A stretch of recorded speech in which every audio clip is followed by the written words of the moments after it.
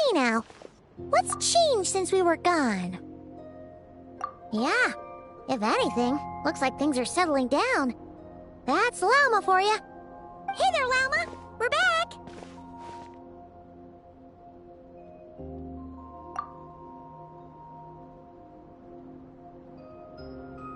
The cleanup work has been much more complicated than I expected.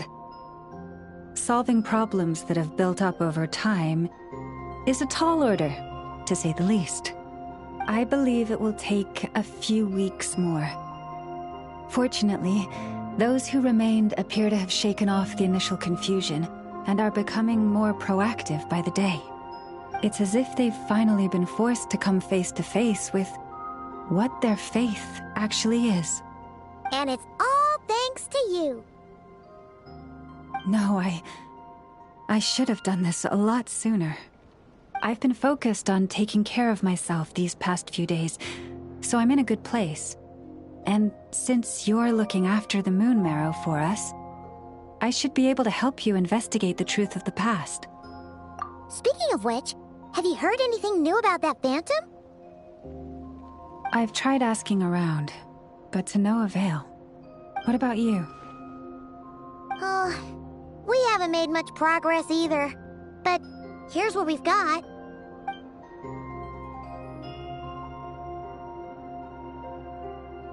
I think I've got the gist of it. Sounds like you've got your work cut out for you too. Don't forget to take good care of yourselves.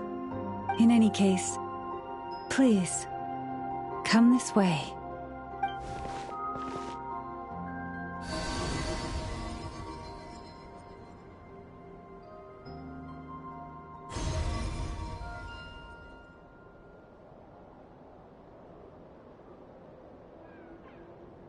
What do you see?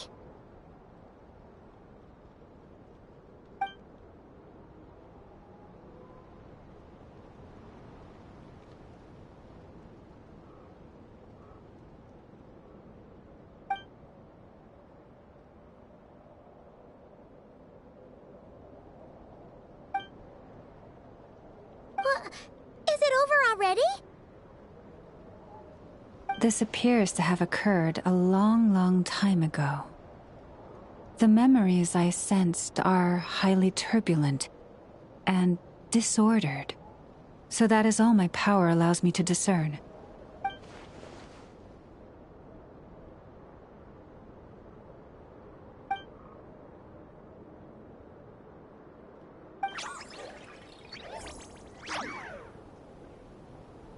Huh? What's the matter?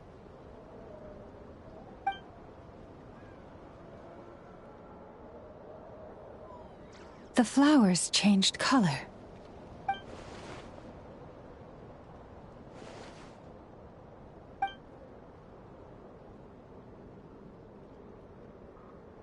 Yeah, we should go see her and see if we can help her in some way. I'll leave that in your hands then. Oh wait, here you go. This is the medicine you asked the Curatorium of Secrets to help prepare earlier. Ah, thanks for coming all this way with it. You've been a huge help. Also, if I may, I have a feeling that Kuthar might be able to help you get a more detailed glimpse at the memories about your spaceship. Oh, that's true. She's the Kutara after all. But we best check if she's doing okay first. See you later then.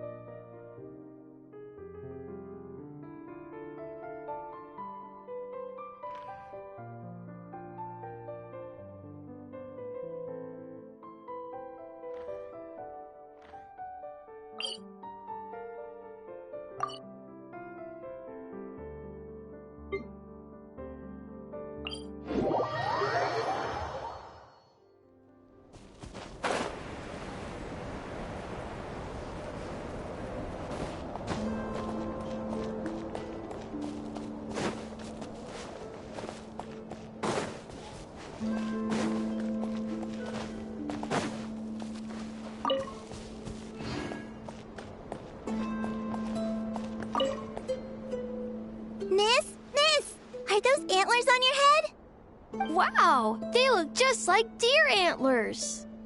I bet they are. Just like us Frost Moon Scions. Yeah, Our Lady Moonchanter, Miss Lauma, also has a pair of really pretty antlers. I don't fully understand what's going on, but I'm quite sure my horns and hers aren't the same thing. I know! Miss Lauma's horns go up and yours go down. Wow! Are you also a Moonchanter, miss? Moonchanter? Well, I don't think I am. Moonchanter? That's a foreign term to me. I think Granny once mentioned an Adeptus who is related to the moon, but I don't think they were a Moonchanter, were they? Oh, no, wait! Granny told me not to tell outsiders about Adepti. So, what should I say to these kids? But your horns are just as pretty as hers. Miss, can you talk to animals like Miss Lauma can? Oh, hey! My savior's here! Hey, traveler! Over here! Let's skip that first. I need you to save me right now. If these kids keep asking me questions, I won't be able to hide my identity as an Adeptus for much longer. Ina, Kari, it's good to be welcoming to our guests, but if you ask too many questions, you may come off as impolite. Miss Lauma! Yeah, you're right. Sorry, Longhorn Miss. We asked too many questions. Sorry. It's just that we've never seen someone from outside the Scions with horns, so... All right. Come, Ina, Kari. You two should go home. I saw your parents on the way here. They must be worried sick searching for you. They're searching? Oh no! It's way past dinner time! We're dead meat. Daddy's going to scold me. Bye-bye, Miss Lauma. And bye-bye, Longhorned Miss. Oh, thanks for your help, Lauma. I don't know how I would have wriggled out of this otherwise. Oh, I should have stayed in the library to search for information like you advised. Didn't think I'd be ambushed the instant I stepped outside. No need to blame yourself, Yanfei. The children are merely curious beyond their years and unaccustomed to seeing outsiders with horns. I apologize on their behalf for the discourtesy. It's fortunate that the Finches came to tell me you were surrounded by Ina and Kari. It seems my arrival proved timely. It's all right. I should have known better. That we are. Yanfei came to visit us Frost Moon Scions 2 days ago, saying that she wished to gather some reading materials. Since she came to study, I invited her to stay. Lauma's been a big help. I've gleaned lots of valuable information from the Scion's library. Maybe even stuff that'll give Shinobu a surprise. You're too kind, Yanfei. You were merely browsing our archives and writing down some of our customs. Although, I do not understand these borders of law you mentioned. As long as your time here has proven fruitful, then all is well. The borders of law are essentially...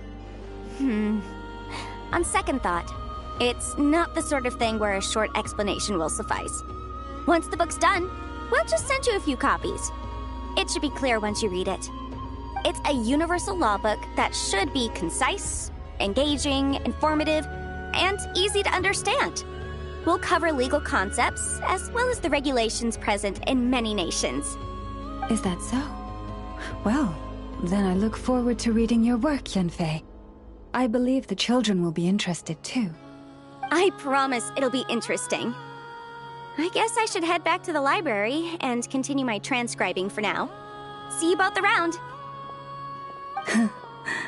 I hope our Adeptus finds what she's looking for.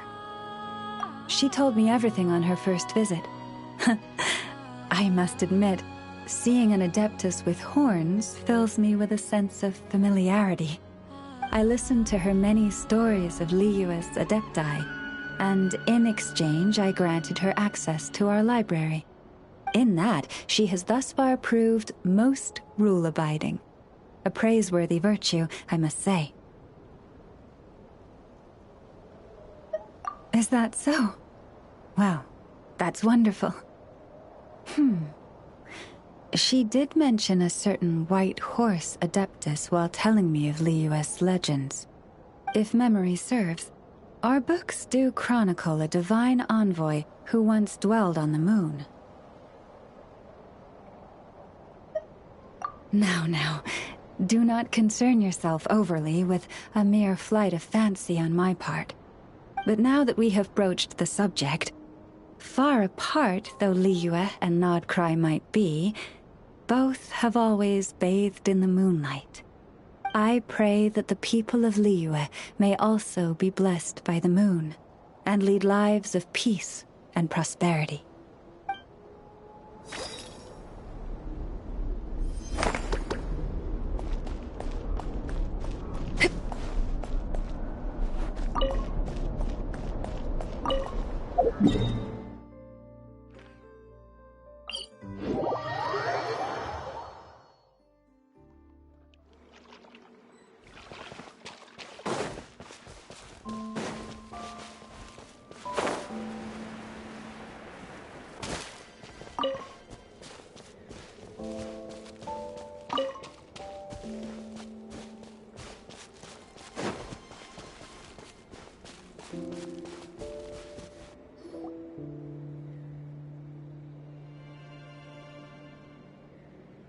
Oh, she doesn't look so good. Sorry for disturbing you, but are you okay?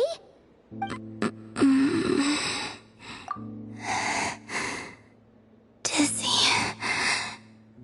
It's like I'm returning to the moon.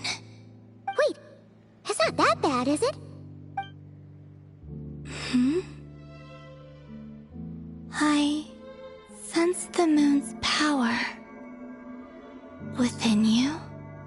We got the moon marrow back from the Fatui. Can it help you in any way? And what do you require this time? Come on, don't even think about that. Right now, you gotta focus on getting better.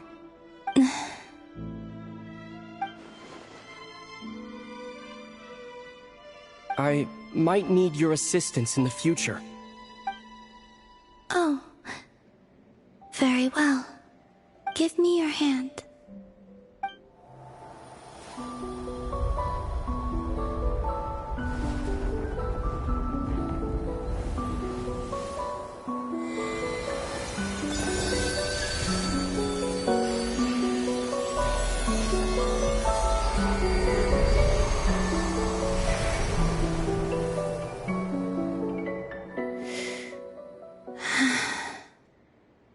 Back to Earth. My thanks.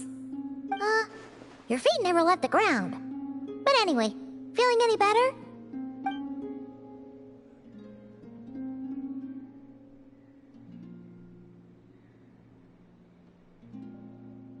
Significantly.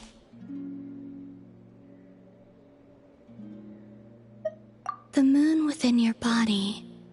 It is as silent as a reflection in the water. Fascinating. I merely drew forth a ray of its light from the water. Enough to keep me tethered to the ground for now. I think I sense some other changes as well. That is the moon goddess's favor. All things I come into contact with will bear this mark. It is harmless, and will fade over time.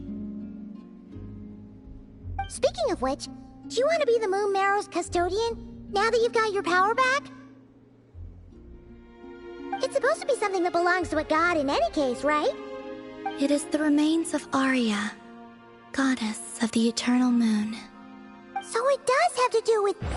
Wait, what? Did you not know this already? Llama just said it was different from the other fragments, and that she could sense divine power within it.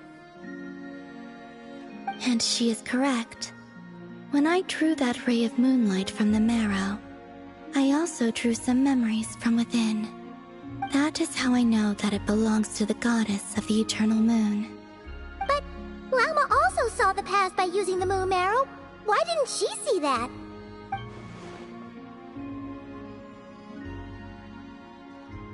There were once 3 moons in the sky, each belonging to a goddess who ruled over it.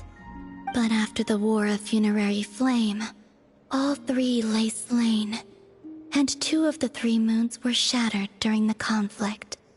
After Arya's death, her power coalesced into this moon marrow. The iridescent moon's remains have never been found. And while the Frost Moon's goddess died herself, her moon was never broken. As the prophecy stated, this moon would birth a new deity sooner or later. The entity the Frost Moon Scions call the Kutar. I can sense that my power belongs to the Frost Moon, but it lies beyond the false sky, too distant from me. Forget controlling it. Sensing it alone requires immense effort. Oh, wait, let Paimon count this up. We have the Eternal Moon's marrow with us. No one can find the iridescent moons. Does that mean you have the Frost Moon's marrow inside you then? No. It can only form after the moon goddess is dead. Consider it a form of energy core. You may as well ask if there are rocks on the moon. Oh, so you're saying that you represent the Frost Moon's power, right? Yes. Now, a god with a gnosis is named an Archon. Since you bear the moon marrow, does that make you a moon goddess? You do not wish to become one? That's not really the problem here. Also, why are you so eager to pass that title on to someone else? Anyway, never mind this becoming a moon goddess stuff for now. We're asking if we should return this moon marrow to you. I do not desire it. Huh? Nor does it desire to come to me. And what does that mean? When I came into contact with its power, I sensed a kind of rejection. I can only guess that this is because I, too, am a moon goddess. 2 moons will not rise at the same time, let alone consume one another. Guess it's stuck with me for now then. You sure that's gonna be okay? Llama did say that you've hidden its power well, but the damselette sensed it just fine. And it's the wild hunt we're dealing with here, not some run-of-the-mill enemy. If it detects the marrow... The wild hunt? You speak of that phenomenon as if you were describing a person. Well, it sure looks like there's a person behind it all. Someone with a super clear goal, too. They've been after the moon marrow non-stop. That seems to ring a bell. Huh? Does it really? My colleagues used to mention someone, back when I was still with the Fatui. He hailed from Conria, gaining abyssal power during the Cataclysm, and he had a consuming fixation on the moons. Conria? Well, we don't know if the phantom we saw has anything to do with that, but the details kind of match. What was his name? I only know what others called him. The Rehir of Solnari. Huh. There was that title too. Yes. Wait a second. Dane mentioned him, didn't he? Does that mean that our enemy is Rerir, one of the 5? If that was the case, surely he'd be stronger than this, though. I have heard that he disappeared not long after the Cataclysm. But when I asked my colleagues where he went, they replied, "Do you really not know?" Why would they say that? The tale of his final fate has it that he fell into the moon's reflection, from which there can be no return. Wait, hold up, pause. There's just too much information. I felt the same. They seemed to think that I should be the one who would know everything about the moons. But as I said, my prologue lies beyond the false skies. I do not even remember my name. Oh. Either way, following his departure, the wild hunt situation worsened drastically, and it has since become a byword for abyssal disaster. The present phenomenon may have inherited the same title, but it far surpasses its past incarnation in both scale and lethality. Oh, to think that we're up against one of the infamous 5 sinners! That's way too much for us to handle! That incident on Star Sand Shoal must have been luck then! Or maybe he wasn't giving it his all. And even then, he still defeated Marionette. Oh? What did you just say? Would you mind repeating that? That's your ex-colleague? So, we were on Star Sand Shoal together, and she was beaten by the Wild Hunt, too. Did you just laugh? No. She totally did. Are you two on bad terms or something? No. I simply imagined the put-out expression she must have worn in that moment, and found it interesting. She seemed quite shaken. Oh, she'll adjust soon enough. She's very good at that. Okay, anyway, we've gotten off topic. Now that we know how dangerous the guy targeting the Moon Marrow is, you sure you want to carry it around with you, Traveler? If Fatui intelligence is to be believed, Rerir would prevail even if all of Nod Krai were to stand against him. Perhaps something restricts him, if only for the moment.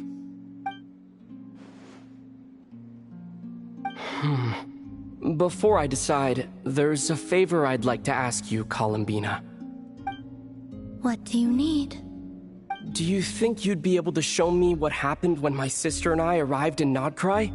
I mean, when our spaceship first landed. Sure. That was quick. As I said, this to me is but a single ray of moonlight. Nothing to it. Give me your hand, and ready yourself.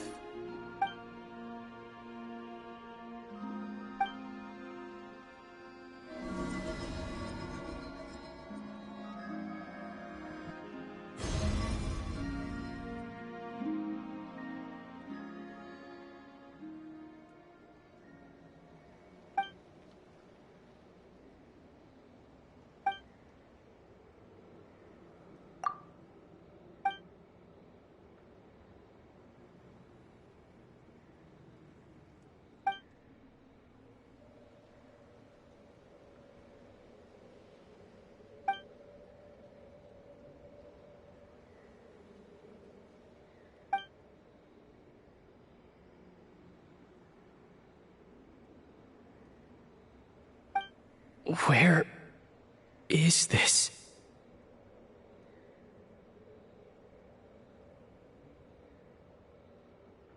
Ether! Come on! We have to leave this place! What? Hey! Are you okay? Our spaceship. A long, long time passed after we landed. No one left the ship during that time, but Lumine found me from outside of it somehow. Huh? How would that even be possible? I don't know. The secrets within memories are like cookie crumbs. Take a bite, and they go everywhere.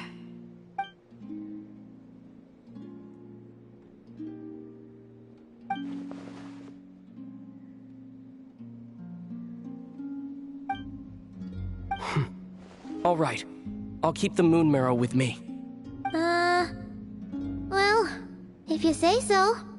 Paimon can't stop you, but still. Ooh. Will you need my help?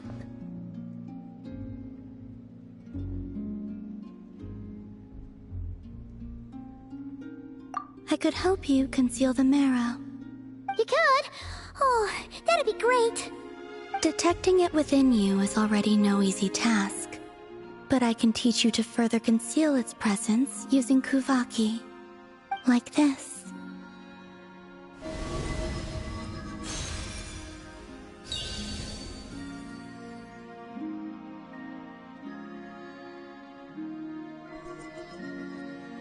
Ooh, looks like a shield.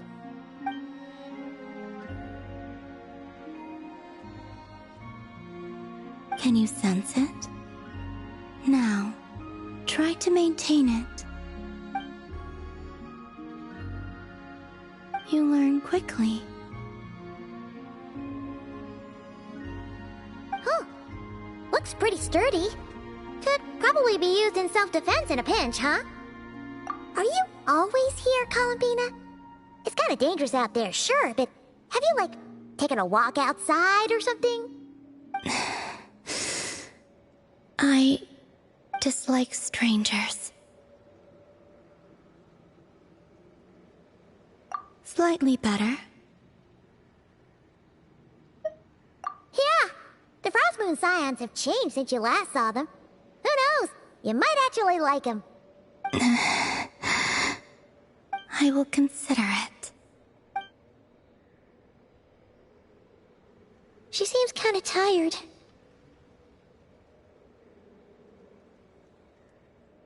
Either way, thanks for agreeing to help us. It wasn't much.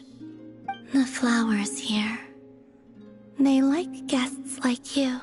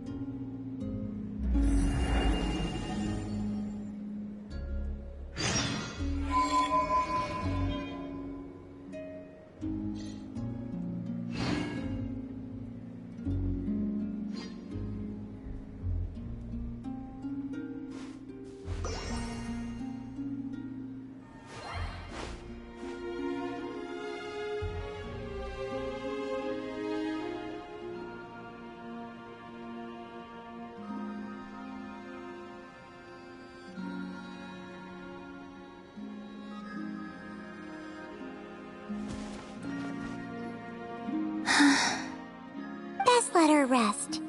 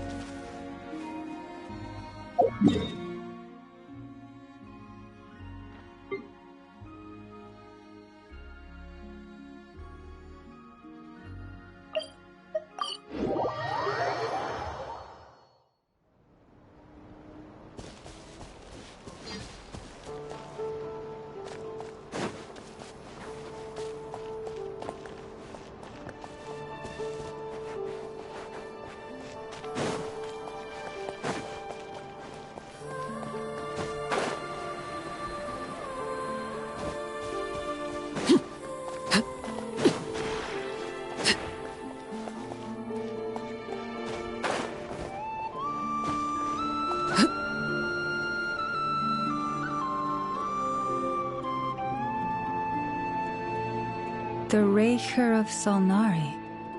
I've never heard that name before. Let's keep this news confidential for the time being. It would only cause even more panic amongst the people of Krai. But if this Rarir is as you describe, he will be a truly formidable opponent if we try to take him on by our strength alone. Yeah, things might be okay if everyone was willing to work together, but right now... Exactly! Whatever the case, let's start by telling those we can get to join up about the crisis. As it happens, we have our own reasons to protect Krai, but even if we didn't, we'd never leave people in the lurch. That ain't our style. Thank you. The Frost Moon Scions will stand with you to prevent this crisis as best we can. In addition, I believe that the relationships between the various factions in this land are not cast in stone. The winds of change are blowing, and we Scions have nowhere to run. Our faith, our sect, all of it is here. Whether our foe is the Fatui or this Raker, we must stand our ground and remain true to ourselves, even to the last. Let's see. Speaking of allies, the Krumkake craft shop is the closest by, right? Enough is sure to help us.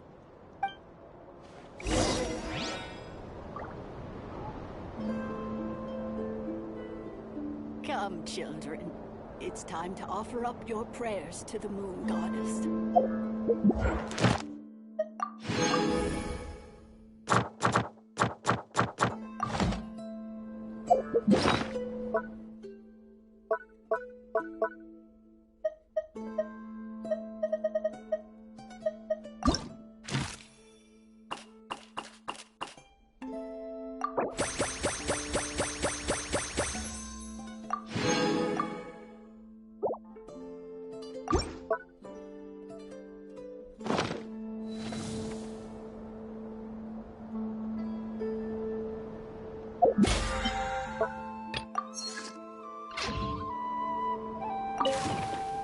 The wind blows stronger.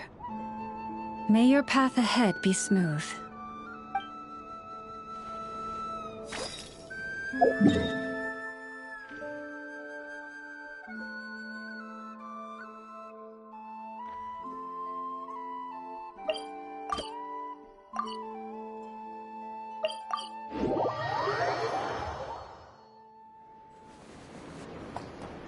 Ad Astra. Thank you for complete. Ad Astra.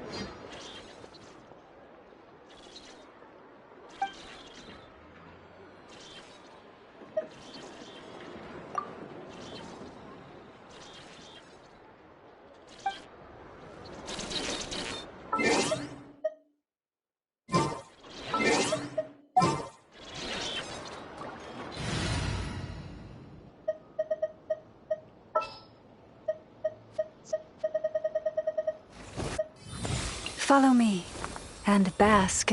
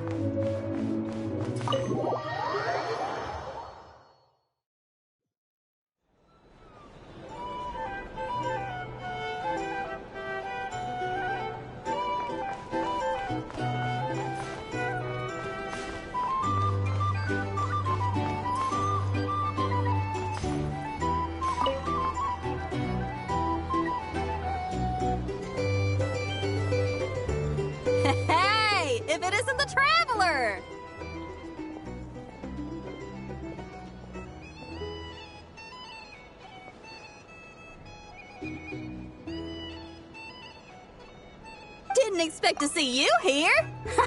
This surprise meeting is pretty sick. I should spin it into a tune right here.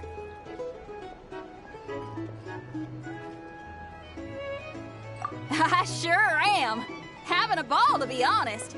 Fun is where the inspiration lies. Most of my songs might be about rebellion and breaking down prejudices and all that, but that doesn't mean I have to beat a serious rhythm all the time.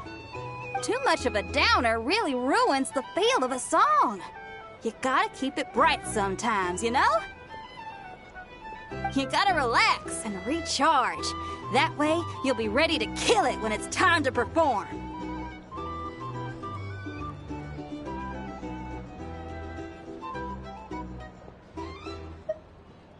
I guess I'm hoping for some sort of unexpected breakthrough? I've been so focused on writing new material, but everything I come up with feels old and stale. I need something new. So I decided to take a holiday to try escaping this prison I've built for myself.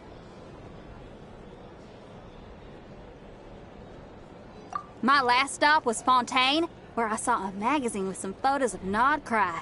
It got my creative juices flowing, and I was itching to find out more.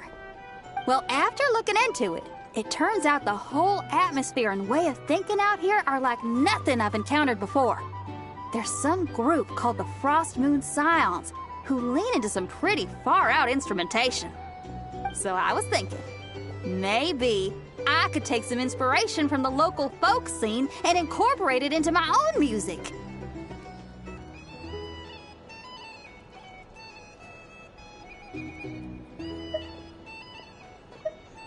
Sure! I want to try adding a few flutes and keys, plus some of the more out-there melodic phrasing. Obviously, I can't just flip genres completely. Still gotta keep the core lyrical and musical themes intact. Anyway, when I got to Nasha I bumped my guitar case on some corrugated iron, and it made this really funky sound. I got this sudden flash of inspiration. I shouldn't just be looking for new instruments to improve my music. I should be trying to enhance my guitar's timbre, too!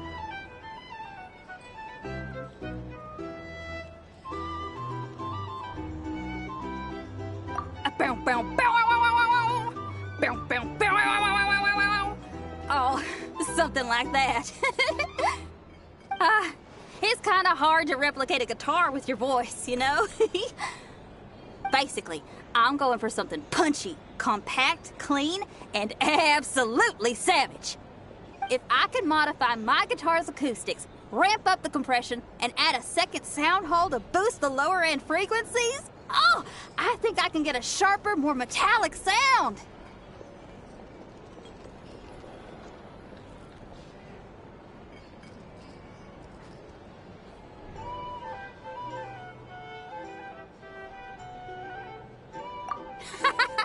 Thanks for the support.